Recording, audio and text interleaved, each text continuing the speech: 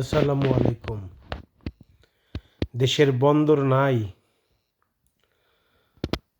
মাননীয় প্রধানমন্ত্রী শেখ হাসিনাকে যেদিন ফাঁসির রায় ঘোষণা করল, ঠিক সেদিনই গোপনীয়তার স্বার্থে গোপনীয়ভাবে ইউনূস সরকার বন্দর বিদেশিদের হাতে তুলে দিলেন লিখিতভাবে।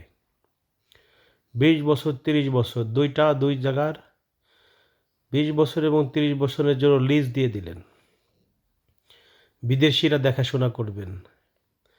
এতদিন বাংলাদেশের মানুষ দেখাশোনা করে নাই, বন্দর সুন্দর মতো চলে নাই। আমাদের দেশের বন্দর তো আধুনিক মানের বন্দর করে গেছেন শেখ হাসিনা। খুব সুন্দর সুন্দর পরিবেশে এটা চলতেছে।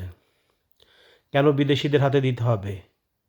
এই কুকুরের বাচ্চা, এই রাজাকারের বাচ্চা ইউনূস এবং তার দোসররা সবাই মিলে সব কিছু উজাড় করে দিচ্ছে বিদেশিদের কাছে। বাংলাদেশটাকে শূন্য করে দিচ্ছে। কিছুই থাকতেছে না বাংলাদেশের। কিছুদিন পরে দেখব সেন্ট মার্টিন দ্বীপও দিয়ে দিছে।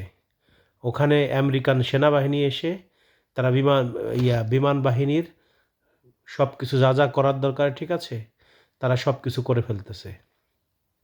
ইউনূসের হাতে আর নিরাপদ না, এই জঙ্গির হাতে। এ নোবেল নামে কলঙ্ক এক বাংলাদেশি প্রতারক। এই প্রতারক বাংলাদেশটাকে ধ্বংস করে ছাড়ল। এর থেকে কিভাবে বাংলাদেশকে রক্ষা করা যাবে? এখন থেকে উদ্যোগ নিতে হবে, জোরালোভাবে উদ্যোগ নিতে হবে। বসে থাকলে আর হবে না। জয় বাংলা, জয় বঙ্গবন্ধু। সবাই ভালো থাকবেন। আল্লাহ হাফেজ।